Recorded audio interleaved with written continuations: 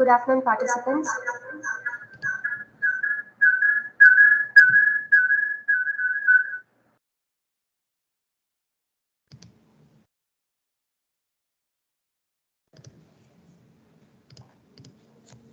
We welcome you again to another session in the AICTE sponsored short-term training program. We would like to introduce the speaker of this session, Dr. Pushpendra Singh, who is an experimental physicist with a passion for instrumentation. He earned a PhD in physics from the Aligarh Muslim University for experimental investigations of low-energy incomplete fusion carried out at the Inter-University Accelerator Center, New Delhi. His research focuses on low-energy nuclear reactions, rare decade studies, and deployment of cyber-physical systems in the domain of environment, agriculture, and water. He received Professor C.V.K. Baba Best Thesis Award 2008 from the Indian Physics Association. He has been awarded International Fellowship at the Laboratory Nazionale di Legnura, Italy in 2009 after a postdoctoral stay at the Tata Institute of Fundamental Research, Mumbai. During his stay at LNL, he worked on sub-barrier fusion and multi-nucleon transfer reactions using an electrostatic separator and prisma spectrometer in the research group of Professor Dr. Alberto. After a term in Legnaro in 2011, he joined the Technical University Darmstadt, Germany, as visiting scientist in nuclear spectroscopy group. He joined the Department of Physics at the Indian Institute of Technology, Ropar, in December 2013. He is the project director and principal investigator of IHUB Awad Agriculture and Water Technology Development Hub, established by the Department of Science and Technology, Government of India at IIT Ropar, in the framework of National Mission on Interdisciplinary Cyber Physical Systems, and the founder and director of the IIT Ropar Technology and Innovation Foundation. Sir, on behalf of the college management, principal, HOD, staff, and students of the Department of Biotechnology, we welcome you for the session. Over to you, sir. idea கொடுப்பாங்க.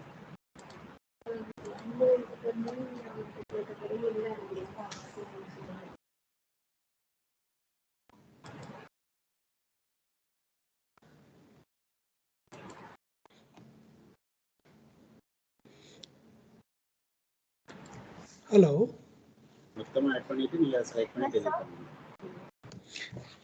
Yeah, thank you. I think there are some mics which are on. So if you may help in this, then it can be better. Yeah. So thank you, Dr. Azitha, for a very elaborated introduction, and in particular inviting me for this interesting, program. I think I will be talking about basically the last part of my introduction that you said. I will be mainly talking about how we can connect cyber physical systems with or in the domain of agriculture and water. So if you can hear me properly, I will be presenting you my slides. Is that okay if I can present now? Yes, sir. All right. Share the slides, sir. You will be sharing. Okay. I'm on the slides now.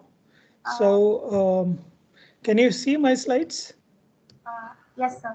If you can put it on the slideshow, it would be better, sir. Perfect. I'll do this. Yeah. So you can see now the complete screen, I believe, right? Yes, sir. Okay, so in this brief presentation, what I will be doing is I will be talking about role of ABAD in R&D for meeting national challenges in the domain of agriculture and water. While going through this presentation, I will be covering what is ABAD, although you briefly in the introduction said that ABAD is an agriculture and water technology development hub, right, in the domain of or in the framework of National Mission in Interdisciplinary Cyber Physical Systems. So I will be talking about both what is AVAD and what is National Mission on interdisciplinary cyber physical systems. I will be talking about what was the genesis or why we thought that a program like Awadh should be, executed at an academic institution like Indian Institute of Technology, Roper. Then I will be shifting myself to some of the issues and how are we addressing them in the domain of agriculture and water. So while I will be going through these three basic or umbrella points, I request the audience that if they have question, they can always ask, or if they have a doubt or some kind of clarification, I will be very happy to clarify. So now, as a first thing, I want to share with you what is Awadh. So as I said, that Awadh is an acronym, is a small name of what we call Agriculture and Water Technology Development Hub. This is a technology innovation hub which has been founded by Government of India through the Department of Science and Technology in the framework of National Mission on Interdisciplinary Cyber Physical Systems. We will also get to know what is National Mission on Interdisciplinary Cyber Physical System in this discussion. So, but before that, I would like to share with you an impression which we got from the Minister of Education, Government of India. He wrote, when we got this grant, he wrote that the Innovation Hub approved by Government of India at IIT Roper will help the agriculture and water sector in the country by bringing solutions for stubble management, water quality improvement, mapping of hazardous substances in water, soil, and their treatment. And he hashtagged it as New India. So why I am showing you this particular slide? I'm showing you this particular slide for the impression of hope that the then Minister of Education had. He said that this particular initiative or this hub or the technology innovation hub that is being set up at IIT Roper is an indication of New India. And when you say that this is an indication of New India, this certainly brings in a lot of hopes and at the same time a large or a huge responsibility. So we will be learning in this presentation also what kind of responsibility we all collectively have. When I'm saying we all collectively have means that all the colleagues who are presently listening me, they also have the very same responsibilities that we have at IIT Roper, because the Technology Innovation Hub that is being set up at IIT Roper is equally yours. And therefore, you can come and work at IIT Roper in case you feel like that this particular domain is important. Now with this, I would like to move on to the next point that I told you that I will be discussing about what is National Mission on Interdisciplinary Cyber Physical System. We all know that the information today flow much faster than ever. We have seen how information was flowing during the COVID time. We have seen how Arogya Setu has helped us to understand whether somebody is infected or has tested himself or herself or reported that they are feeling unwell during the COVID time. We know that in academia, Google Classroom-like systems, like the one we are using right now, Teams from Microsoft, have helped us to connect with each other. Now imagine this kind of scenario that I'm talking to you from almost 3,000 kilometers and we are able to hear each other, although these facilities were there before the COVID times, but during the COVID times, we understood the role of information flow, the role of internet, the role of connecting devices. We have seen how FASTag like system are helping us on the roads. We see, or we have witnessed in our regular life, daily life, how we can sell or buy whatever we want online. Not to mention, one of the best, probably a gift of information flow is the medical consulting. Suppose you want a second opinion, and second opinion was possible earlier only when you go directly to the hospital.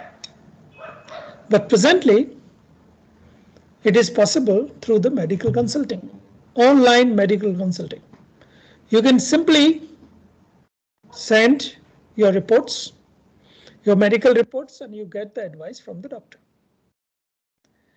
So all of it was possible because of the connected devices, because of the information flow, which is much faster than before. And if you see the situation of the developed countries, people and things are even much more connected than what we are in our country.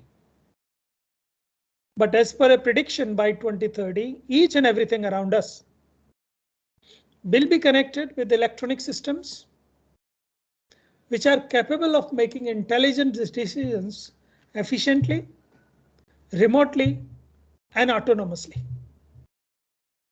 And the systems which are able to make such kind of decisions, the intelligent decisions, efficiently and autonomously, remotely, are termed as cyber physical systems. Now, you must be wondering from where this particular term cyber physical system came. So if you see the way cyber physical system has moved from 1926 to 2006, you can clearly see, we all remember Nikola Tesla. We have read about the great scientist who has developed what we call teleautomation. Then in 1948, almost the very same concept has been renamed by Norbert Wiener as cybernetics. In 1961, we start calling Apollo guidance computer because this is where the computer came in picture. It's Charles Strzok and Draper. In 1988, we had something called ubiquitous computing, Mark Weiser. And then in 1999, we had something called Internet of Things. It has been given by Kevin Austin. In 2006, probably a lady of Indian origin called Helen Gill, she termed such kind of IoT systems which are connected, she termed them as cyber physical systems. See, the lady D. Helen Gill is the present director of the Embedded and Hybrid Systems, NSF Directorate for Computer and Information Science and Engineering, Division of Computer and Network Systems in USA. So this is what the cyber physical system name is all about. It's basically nothing but the systems, the electronic systems which are connected and are able to take decisions autonomously. And such kind of systems are called cyber physical systems. Now, how this national mission on cyber physical systems or interdisciplinary cyber physical systems came in? The government of India has launched a national mission on interdisciplinary cyber physical system to prepare the country for global rapid rise of the intelligent systems. a lot of R&D, training and skilling in the robotics, artificial intelligence and big data analytics, and extensive use of IoT is going on. There are developments in these areas, and the idea is to deploy and employ these technologies in the domain of agriculture and water, health, environment, manufacturing, infrastructure, geoinformation systems, national security, etc. Now, why I made it slightly different, agriculture and water? Although there are multiple domains, there are domains like health, there's a domain like environment, which is a part of agriculture and water domain, manufacturing, infrastructure and geoinformation systems and national security. But one of the domain that is extremely important is agriculture and water. And under this mission, under this National Mission on Interdisciplinary System, 25 technological institutes have been recognized as technology innovation hubs in different domains. But IIT Ropar is one of the institute which has been identified as the technological innovation hub in the domain of agriculture and water. So now let's come to the point where we would like to understand what is the genesis or why this is important to discuss agriculture and water. I'll give you a few numbers and then you be the judge and try to understand whether this is an important aspect for R&D or not. We all know that world population by 2050 will be around 10 billion. And this 10 billion population, if we want to feed, we need 70% more food to be produced. So the question here, or the big question here is, how are we going to feed 10 billion population and how are we going to create 70% more food in just 30 years from now? This is probably a very big question that we all need to think.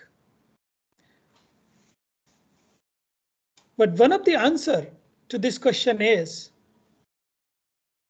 another question. That is that more than 30% food produced globally is wasted, which is equal to 25% of fresh water. So basically what I'm trying to say is 70% food. We need more by 2050. But even today, 30% food is wasted. So if we can manage to save the 30% food which is wasted today, we probably need less food to be produced to match with 10 billion population. And it's not only food, it's also the fresh water, which is 25% equals to the 30% food that is wasted globally. And if you would like to know that 65% of the people globally make a living through agriculture. Now think about our country, where agriculture contributes to almost 85%. And we know agriculture accounts for 4% of global GDP, which is more than 20% for India. During the COVID time, we also understood that agriculture is the backbone of our country. Most of the countries, when they were spoiled because of the financial crisis, the business failed. India survived because our GDP has 20%, basically more than 20% contribution from agriculture. We also know that agriculture accounts for 70% of fresh water use. So from these bullet points, Few points that are coming out are we need more food by 2050. And we need to have the answers. How are we going to produce the huge amount of food to feed 10 billion of population? We also need answer that how are we going to save the food that we are wasting today? And if we are able to match these two questions, we will be able to save a lot of fresh water also, which is a probably most expensive commodity in the time to come. So what is the vision of Awadh Agriculture and Water Technology Development Hub? We would like to work for environmentally sustainable and profitable agriculture, quality food for all, and the preservation of biodiversity. That goes to what we call evergreen resolution. And our focus is to develop IoT-based cyber physical systems, the hardware and technology solutions for the domain of agriculture and water. And we wish to be a place to go for cyber physical systems in agri-tech by 2024.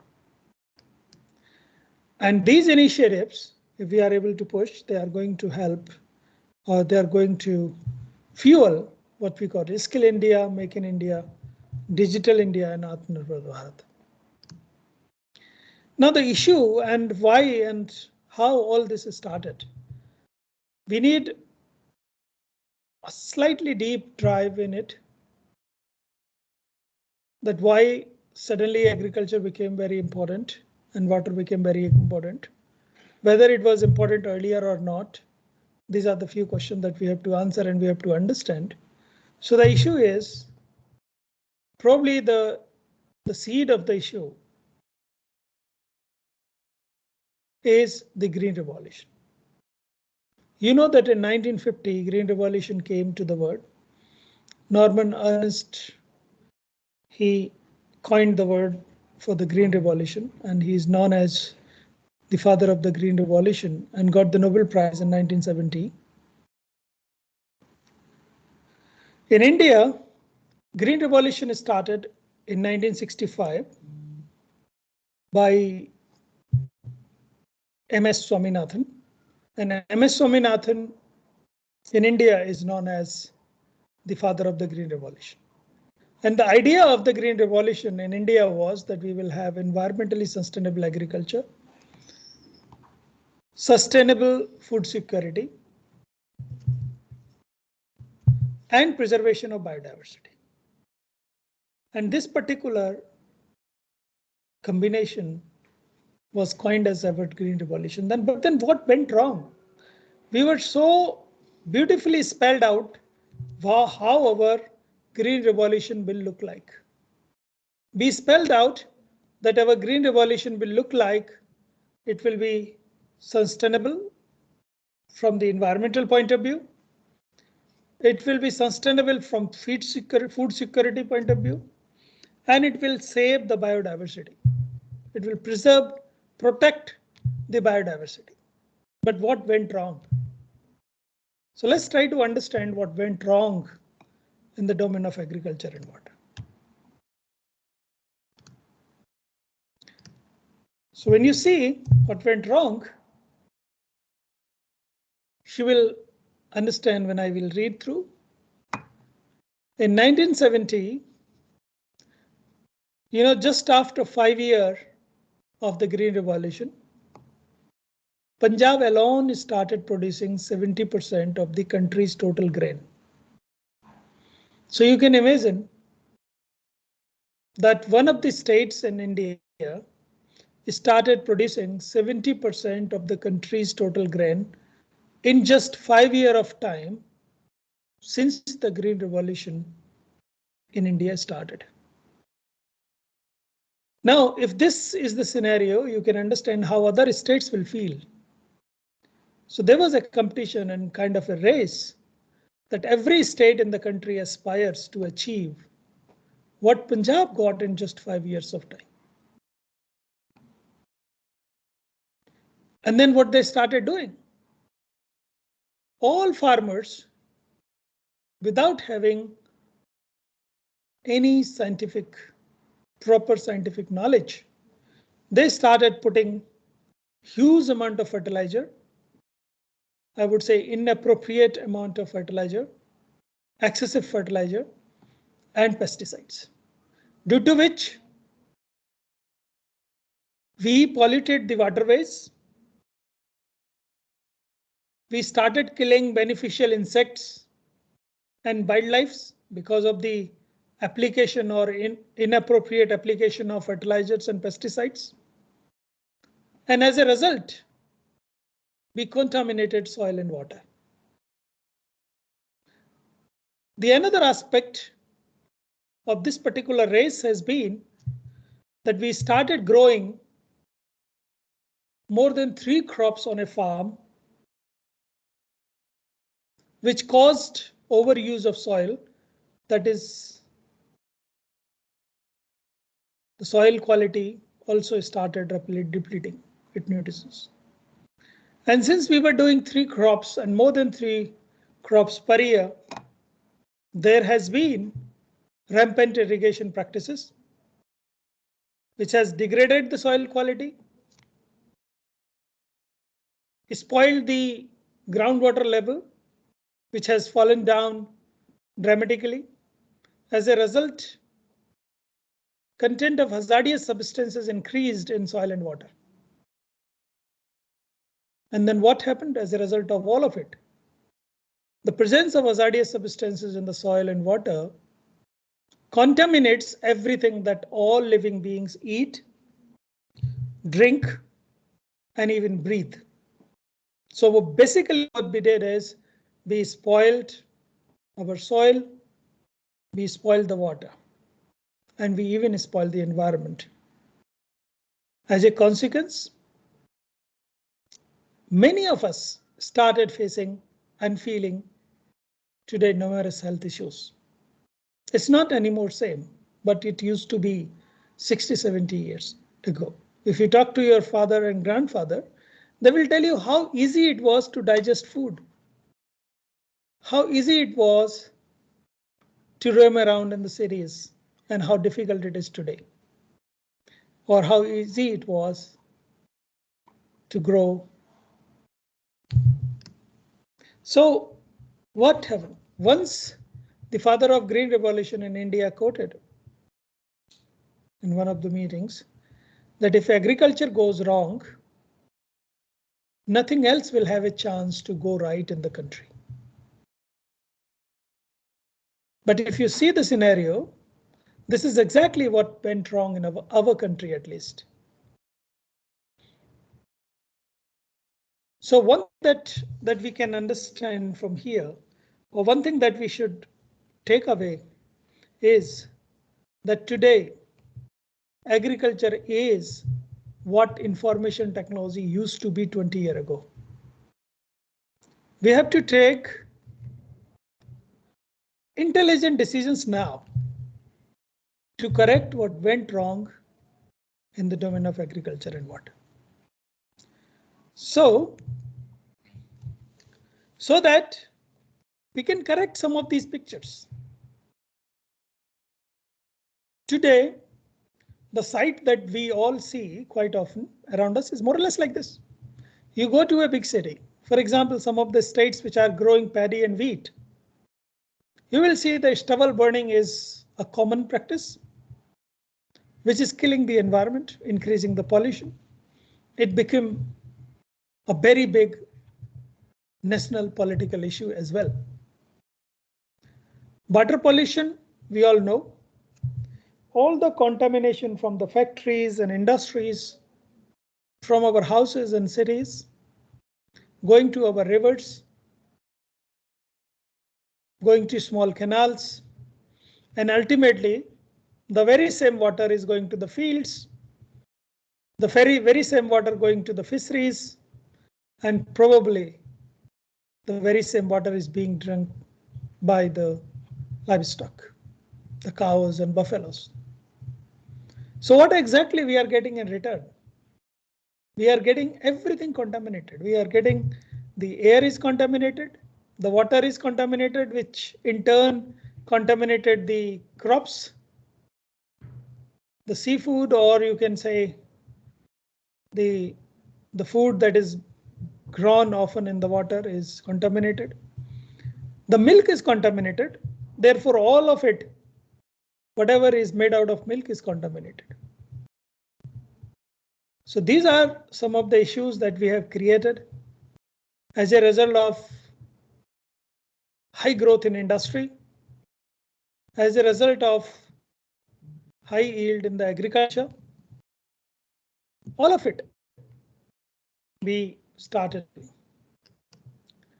Now, so what is our approach and what are we trying to do in the domain of agriculture and water? And how are we contribute to India's vision to become a leading player in the cyber physical system technologies? There are a couple of verticals and a couple of directions that can help our country to contribute to the vision. And these are societal and commercial use of cyber physical system technology. We have to nurture a startup ecosystem and produce next generation technocrats in cyber physical systems, which will ultimately increase or give an increase in the job market. So what is our approach? Our approach that we use existing knowledge and then we build the high-end R&D on it, develop smart products that are connected with cyber physical systems. And these smart products which are connected with cyber physical systems are being developed in the following 5 areas. And these 5 areas are subdivided from a big chain, which is starting from seed to the fork. That means we are talking about new farming systems, which includes indoor and vertical farms. Indoor and vertical farming is one of the thing now that we should adopt to bring some kind of food independence in the urban areas. Precision farming, which includes data capture devices, decision support software, big data analytics, and farm automation. All of it is going to help. And then we talk about midstream technologies, which includes food safety and traceability technology, logistics and transport, and processing technology. Now, when we talk about agribusiness marketplaces, there has been a lot of discussion on farm laws, this and that. But one of the aspects that is extremely important is commodity trading platforms. How we can increase the connect between farmers and the consumer? Can we have the right kind of online input procurement? How we can help or support the equipment leasing in the farming systems? Equipment leasing is one of the important aspects because not all farmers can afford expensive equipments for the farming practices. So we can have a platform that helps the equipment leasing. This can be very good. Bioenergy and biomaterials, which includes the new non-food extraction and processing and feedstock technology. So the entire project, the hub, is standing on 5 verticals and 1 horizontal. The horizontal is Internet of Things, and the verticals are water and soil quality assessment processes, water treatment and management, stubble management in urban farming, water and soil mapping of hazardous substances, agriculture automation, and information systems. So these are the 5 verticals, basically 5 big groups that are working. And the 6th group is the support group, which goes to almost all technology vertical to increase the cyber physical research base and to implement, deploy the cyber physical system in all the domains. Some of the issues, some of the core issues that we are addressing are the stubble management in urban farming. For example, we are working on integrated stubble management system using commercial application of agriculture residues, modular systems for urban farming. We are working on precision agriculture and automation for creating farm of one. We are deploying artificial intelligence and machine learning to make informed farming decisions. AI-based approach to make food production more sustainable. Consumer-oriented agriculture production matching consumer dietary preferences, supply chain improvement, and adoption of robotic technology in the farm. So all of it is going to help. Water treatment and management. We are working on IoT-based micro-nanobubble technology for removal of geogenic and anthropogenic groundwater contaminants and the field piloting of the same. We are working on naturally occurring and artificially infused radioisotopes in the soil and water. We are developing cyber physical system for accurate measurement of radio contamination, correlation of cancer with excess use of fertilizers and pesticides in some part of India. And we are trying to understand how the geogenic pollution of groundwater, that is arsenic pollution, is connected, if at all connected, with the cancer patients in some part of India. So these are some of the projects that we are executing at Agriculture and Water Technology Development Hub. Now, as a result, what are our expectations? For example, biotechnology will produce tastier and more nutritious and eco-friendly crops. Farms and farmers will be more connected, digitized, and smart. Farmer-consumer intimacy. When we talk about farm of one, that essentially means that we are talking about farmer-consumer intimacy. And this will give value to both means farmer as well as the consumer. We will start getting more fresh greens harvested, delivered on demand, right on your doorstep in the model or in the framework of what we call seed to fork. Diversity, quality, and sustainability of food sources will increase because we are talking and we are trying to implement what we call staggered farming in digital agriculture domain. Food will increasingly and scientifically replace medicine. So this is one of the important aspects, how we can improve the overall lifestyle of the people. The food should not spoil us, but it should actually improve our level.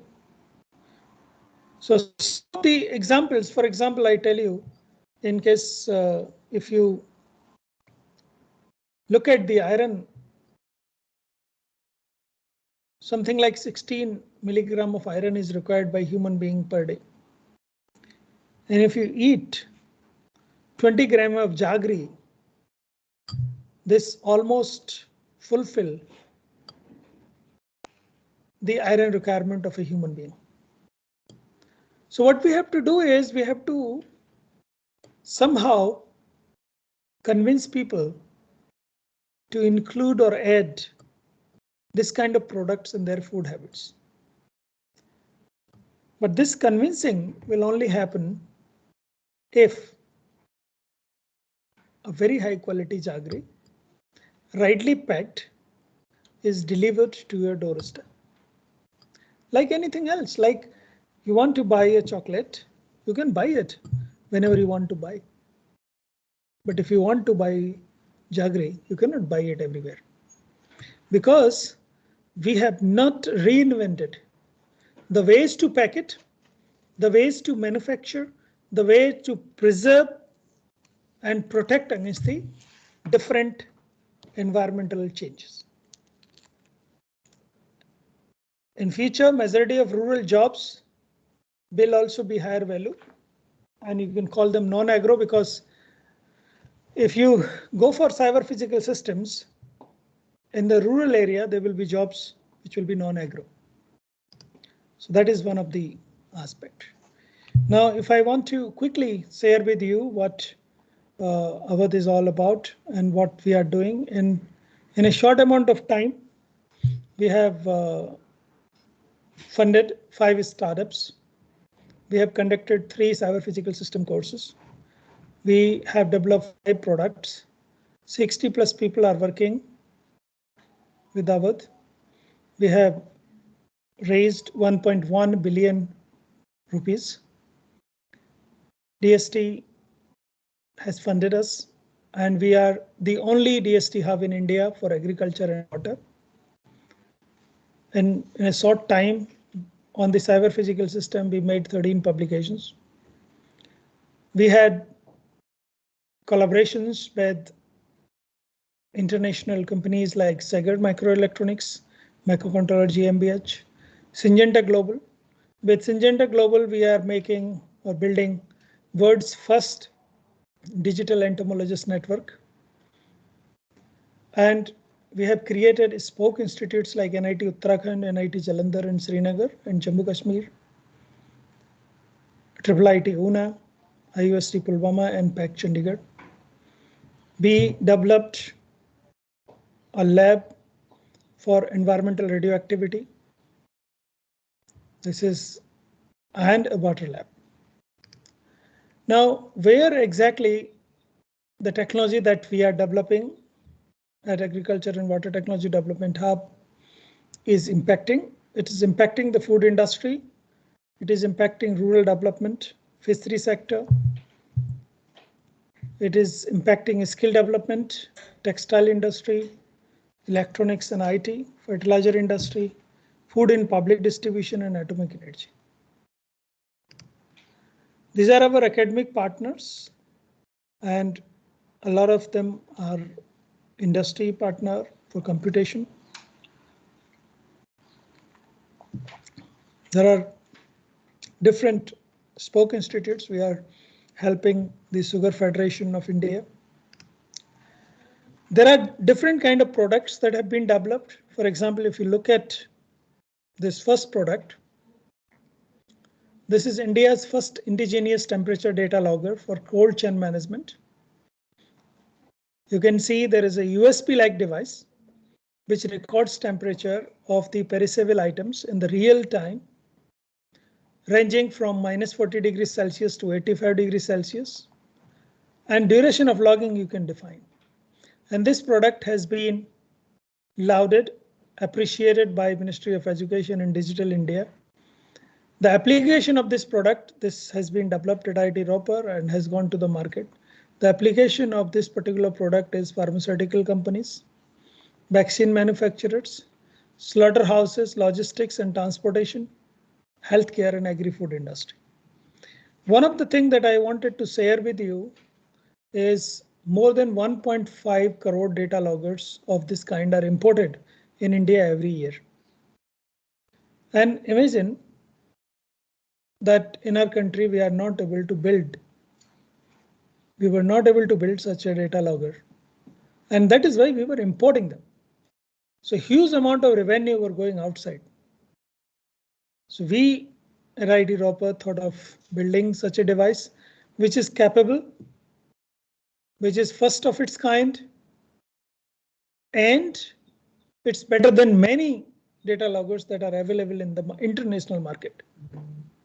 For example, this particular data logger records the temperature for full 90 days and 90 days battery life. No other data logger has, which are available. So this essentially means that we have done something very interesting with the device, that it can stay, it can sustain for 90 odd days. and it can give continuously 90 days reading. We have set up a cyber physical system design lab. We have set up a technology business incubator. We have developed multiple products like MBTag, Extract for the soil water contamination tracking, Indus and Bias. These are 2 nanobubble generator for water quality improvement. Farm of One, as I said, seed to kitchen, farmer to consumer network system. One of the things that all of us should understand that by 2026, India's fish market will grow to a value of 2,250 billion rupees. But we do not have infrastructure for such a high growth in a particular market. Now, what I mean by infrastructure? I mean by infrastructure is that even the aerators which are aerating the pond to increase the amount of oxygen that are available in the pond is not available in the country. It is being imported from other neighboring countries and other places. So the idea is that we have developed a digital twins with a patentable device which can aerate the pond autonomously, remotely, and you can just control it by using a mobile phone. We have developed an IoT lab, and this IoT lab can automate any system that is available. The cattle management system, so that you can turn cattle tracking data into actionable insight. And I mentioned that we are talking about digital entomologist network, which is going to be world's first digital entomologist network to identify flying insects autonomously, reliably by 2024.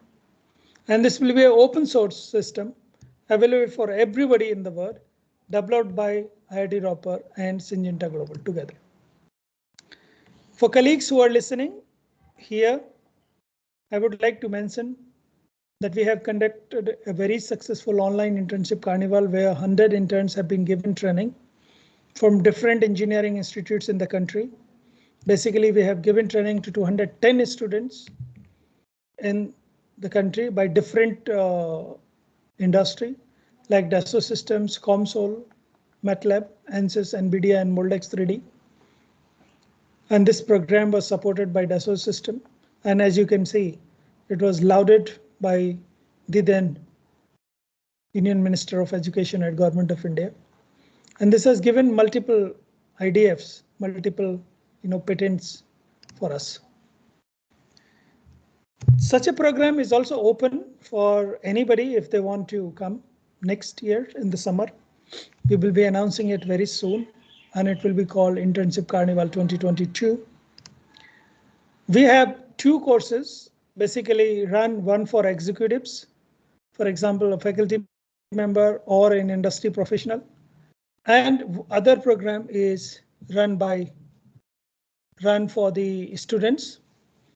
This is a certificate course. We call it Artificial Intelligence and Cyber Physical Systems. The other one is Cyber Physical System for Agriculture Automation. And both the programs are run at no profit, no loss model.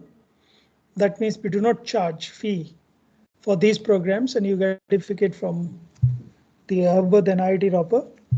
The only money that we charge is the money for the kit, the automation kit that we provide. And the 8,500 rupees is the kit cost that we charge in this case. So this kind of programs are also open every year and anybody can apply. Now coming to the point that what is let's say one example of a product. So as you can see in this screen, there is a product developed by IIT Ropar's students and a startup supported by us called, uBreathe. And uBreathe has developed this air purifier. Now this air purifier is inspired by nature. You know that plants are able to clean the air. But what if you can increase the efficacy of the plants to clean the air? So this particular air purifier increased the efficiency of the plant to close to 500 times, so that you don't have to buy an air purifier which is just filtering the air. So this nature-inspired air purifier is developed with the support and at Awadh by the students that has a startup. And this has also been lauded by Government of India, the then Minister of Education, Dr. Ramesh Pokhriyal Nishank.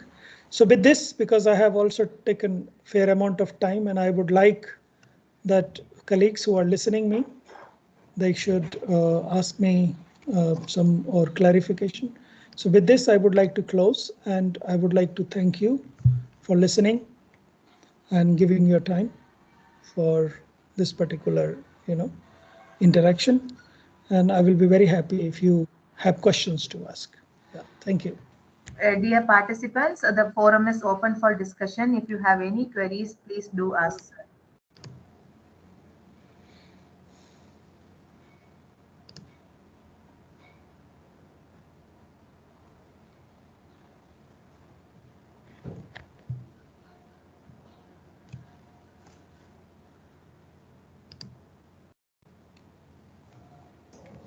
Sir, good afternoon, Dr. Manjunath here. Hi, good afternoon. Sir, in case if we want to collaborate with other departments like ISC or CSC, according to you, how we can proceed, sir? If we want to work for agriculture, automation or IoT in agriculture, and how do you suggest us to take steps towards it? So we are open also, let's say, for small grants, and we are open for supporting the projects in the domain of agriculture and water. So you can write, of course, a joint project if you want to with ICMR, and we can support financially as well as technically.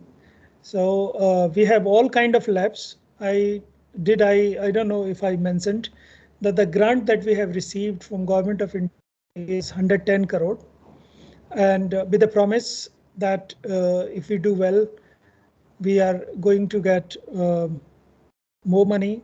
That means it will be 187 crore in total. So we are in also a position to support the projects if some colleagues are interested, and projects are viable and they can help the farmer and the environment and the agriculture ecosystem altogether. So there are different ways, in the sense that we can jointly go to the Government of India again and your institute, and we can support in some of the project. What they say that if you have some money, we will give you some money. So the first part, that if you have some money, that part we can support from Awadh, that means from IIT Ropar, and the remaining we can try from DST or ICMR or Ministry of Agriculture or Ministry of Earth Sciences and so on. So there are multiple ways. You can always write to me. In case any of the colleague who is listening here, if they feel like, they can always write. We'll be very happy to support the projects, and we can go ahead depending upon what is your idea. There are chances that I can tell you that 90% of cases we don't need to apply anywhere. If you have a brilliant idea, we can start from IIT Ropar itself. You don't have to apply to a funding agency. Sir, how about finding some sensor which measures the required moisture content in the soil and auto regulates the opening and closing of irrigation system? Oh, that's very simple thing. We are developing.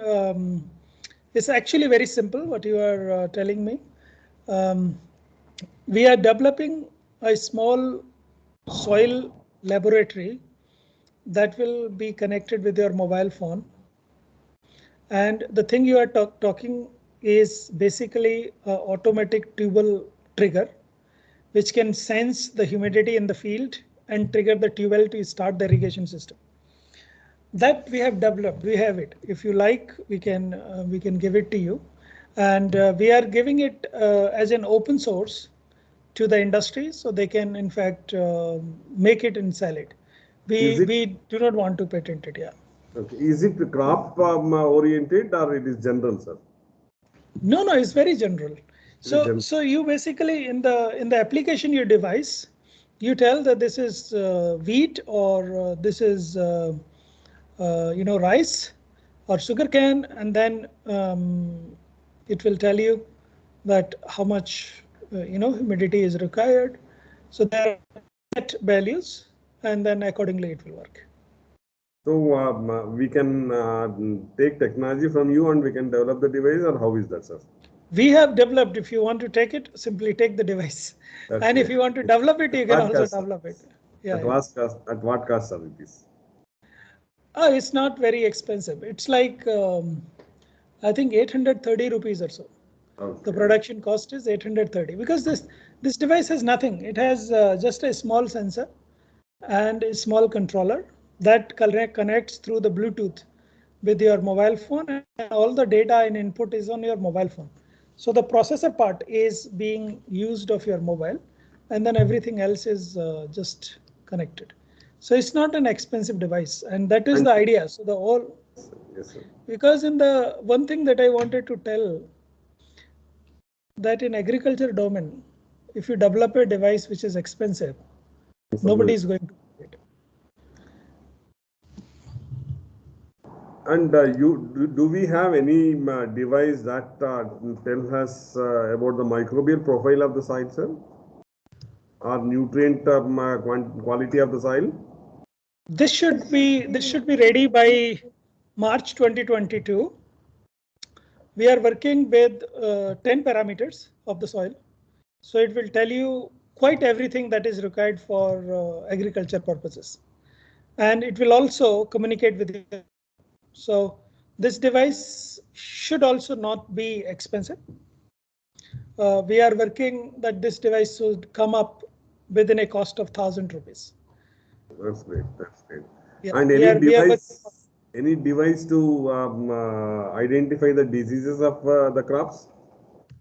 So this is not a device. We are working on something called the two devices we are working, something called Green Seeker to understand the nitrogenous content in the nitrogen content in the plants. And the other thing is, which is based on the image processing. It tells you what kind of disease some particular plant or crop has, or prevention and suggestion. So this is another thing that is coming up. It needs a lot of data. So see, the initial protocols are ready, but the problem is the data set, because unless you don't have the information about all probable disease, you cannot say that surely this is the problem, right?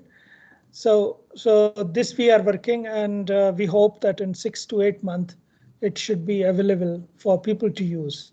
We are testing it on multiple crops, but we want at least 2 full cycles of test and with good amount of data, so that when people take it, the accuracy is more than 80%.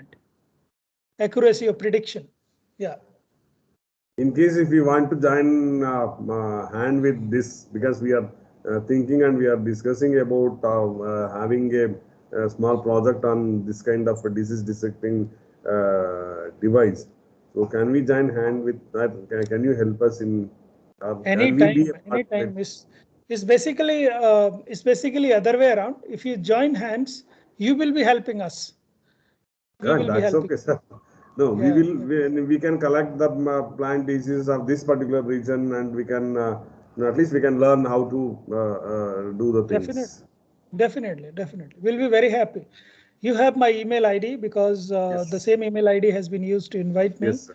Yes, and sir. Please do send the information, and we'll be very happy to have another video call where we can discuss with the entire team and you can suggest what are the things, and even my team can visit your place, or you can visit IT Roper. Both ways we can take care of it.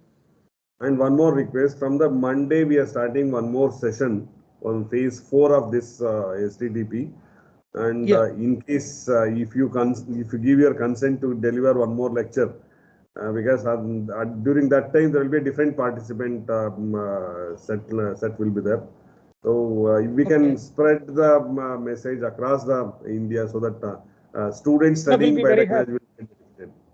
Now, if participants will be different, I will be very Yeah, happy to do participants will it. be different. Sure, Participants will be sure. different. Yeah. Thank you, sir. Thank you very much. My pleasure.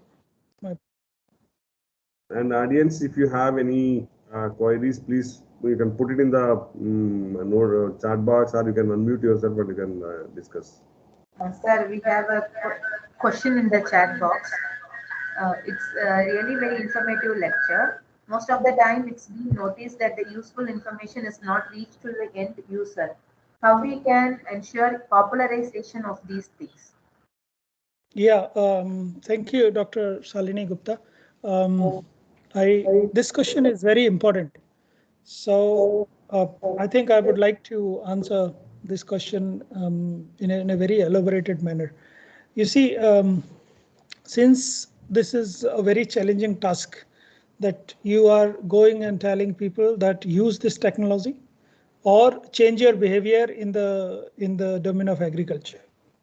For example, when people grow rice, they have some kind of historic or cultural knowledge that you have to fill in the water almost 6 to 9 inches from the root. And according to the new research, which has been done in multiple countries, including India, you don't fill in the water like this. You have to have the right kind of humidity in the field, and this is sufficient. But if you go and tell this to the farmer, they're not going to listen to you. They'll say, what are you telling? We know it, we have been doing it, and we will continue doing it. But they do not understand that if you fill in a lot of water, you are basically sucking the water from the ground, and then you are increasing the heavy metal content in the food and commodity everywhere. Now for this, what we need to do is we have to talk to some of the farmers, demonstrate the entire village that it works like this. So we have a full team that is working particularly on this part of the game, that how we can inform people. And for this, what we have also done is, for example, in this part of India, and I'm sure in the south part of India also, there are farmer produce organizations, FPOs. FPOs are relatively more progressive farmer oriented organizations. So if we connect with the FPOs, and if FPOs are able to demonstrate, and FPOs are basically one of the farmers and one of them, so they listen FPOs more. And if we can demonstrate the technology to FPOs in their fields, then the same technology might be taken. But I agree with you, Dr. Gupta, that such an initiative or such kind of notion cannot be created in 6 months. It will take time. It can, but we have to keep on doing it. We have to popularize through social media. We have to popularize through the small videos, small blogs, and probably reach out to the farmers. So if we start doing it in the nearby villages, in every institute, or let's say your institute for that matter, then we will hopefully be able to match this. Wherever we are able to show the farmer that yes, there is a profit for you, they will do it. If you just tell that, oh, okay, I have a technology and can you use it? They don't care about your technology and my technology. Only what they care is their comfort and can you give them extra money. If they can get extra money, or if you can increase their yield visibly. It's not like that you just promise them and it doesn't work. Okay, then they will listen to you. So it will go peer to peer. It will take time. I understand that it doesn't reach as quickly. And we all of us, in a way, the academicians, we work in our offices. Many of us have not gone to the fields for almost decades, right? So sometimes we have to take time and go and talk to the people. But many of the technologies that are being developed, we have connected with 260 plus FPOs in Punjab and Haryana. And we are doing continuous meetings with them. Every time we have a new technology, we are sending this information to FPOs and telling them that, look, there is something if you want to use it. And they are very ready to adapt it, to start using it. And we started getting some results, though we have just started working for 1 year now. So I'm sure that people will adapt, but it will take time. That way we can make the farmers in the dry areas to grow the paddy, and in that way I think we can demonstrate to the farmers that even in dry area paddy can also be grown, because in our region a lot of dry areas are there where people will not grow anything during certain season because of the lack of the water. And if we can demonstrate them during this with minimum water, if you can grow rice also or paddy also, I think in that way we can popularize the things. That's right. That's right. So we have to do something unconventional to make them believe that it happens, it works. And we will be happy to join hand for this kind of promotional activity as well. Because most of the students are from farmers background in most of our institutes, and we can have this kind of campaign also. You can actually from your institute, you can make a plan and you can technology up to their side, to the villages, and we can give the view of available technologies for them. So from your institute, you can make a team, and from your team side, you can always propose what else can be done. I just now sent my email, so for all the participants, in case they are interested to write me sometime and want to know more about anything that they want to know. And my phone number I'm also adding here, okay, so that everybody has it. And if you feel the national responsibility in the domain of agriculture and water, please do write, and we'll be very happy.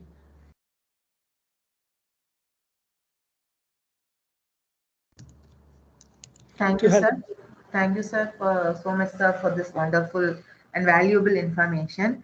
So, sir, on behalf of the principal staff and HOD staff and students of the Department of Biotechnology, we extend you a heartfelt gratitude for giving such a wonderful session. Thank you on behalf of all of us, sir. Thank you once again. Okay, my pleasure. It was nice interacting with you, and I hope to interact sometime face to face. Thank you very much. Thank you so much, sir. My pleasure.